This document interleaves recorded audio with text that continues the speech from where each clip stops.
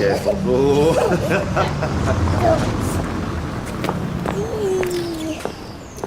Oh, what are you up to?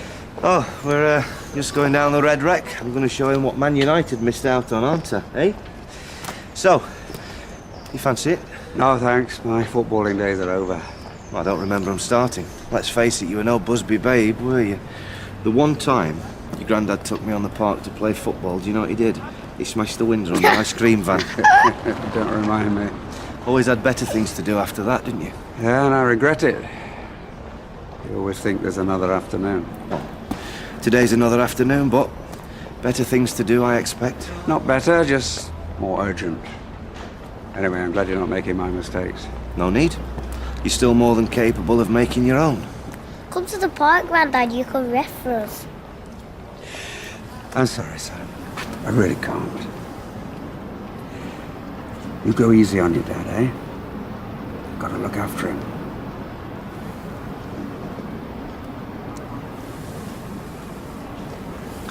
Right, come on then, jump down. Let's go, come on. There you go. Bye, son. Right, come on, here we go. And it's Tony Curry through to Bobby Charlton, who's with him all the way.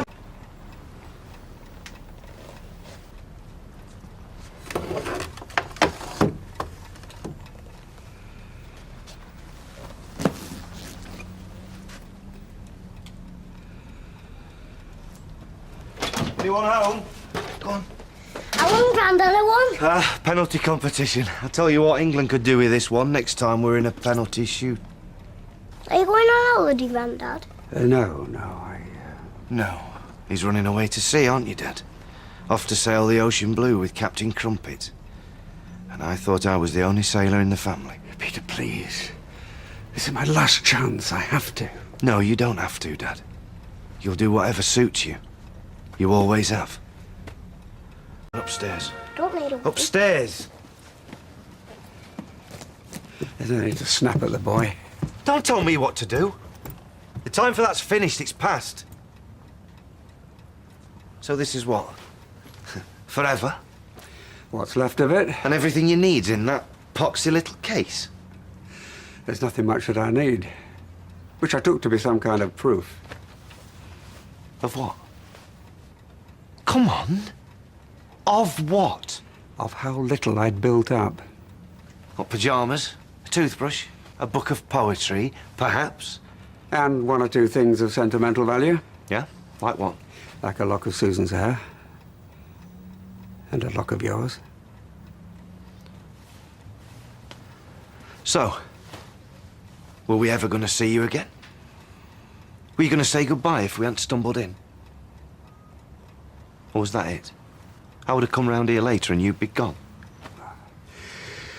I was going to wait for things to settle down before I got in touch. I wanted to avoid this. Oh, I bet you did.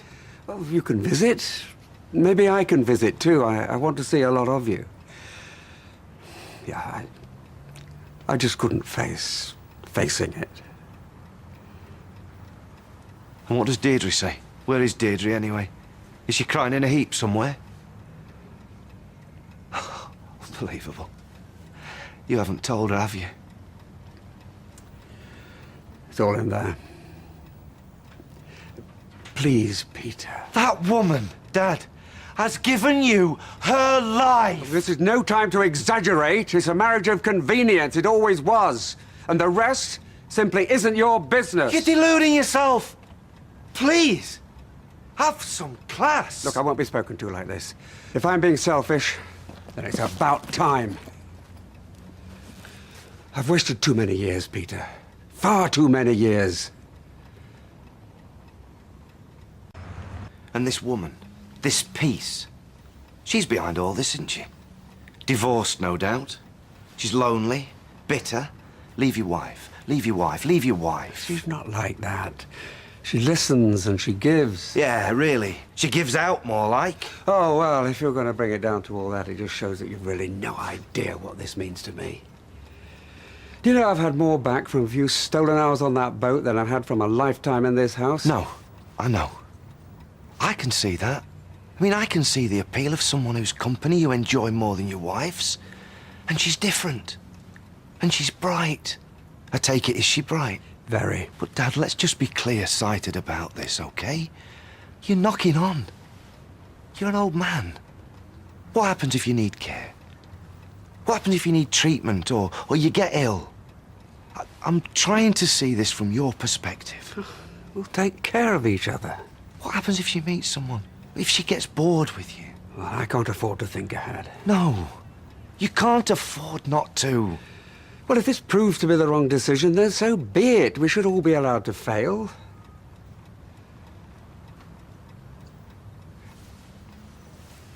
Glad we had this chat. So am I. Now get out. Go on, get out. Because we're better off without you. I sincerely hope that's true.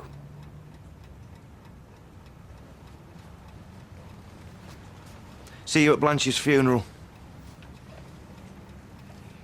Goodbye, Peter. Tell Simon I'll be in touch. Tell him yourself. Explanation gets me nowhere. Tell him later, then. Because you'll see him at tea time, won't you? When you come round that corner with your little suitcase full of socks and your tail between your legs. I'm afraid not. I'm afraid not. You're not going anywhere, Dad. Because you're ridiculous. You'll be sat at that table come tea time. And at Christmas. And every other miserable day for the rest of your life until we put you in the ground.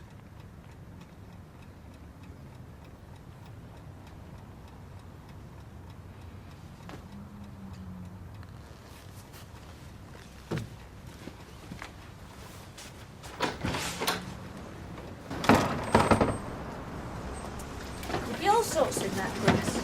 Lions, tigers, parrot. A snake or two, perhaps? Do you know a chap found a boa constrictor in his allotment last year? In Blackburn, of all places. All the best, Ken. Anyway, Darryl can hack his way through it. What, the grass, that is. It's really not that high, Ken. It's up to me waist at least. Up to your ankles, maybe.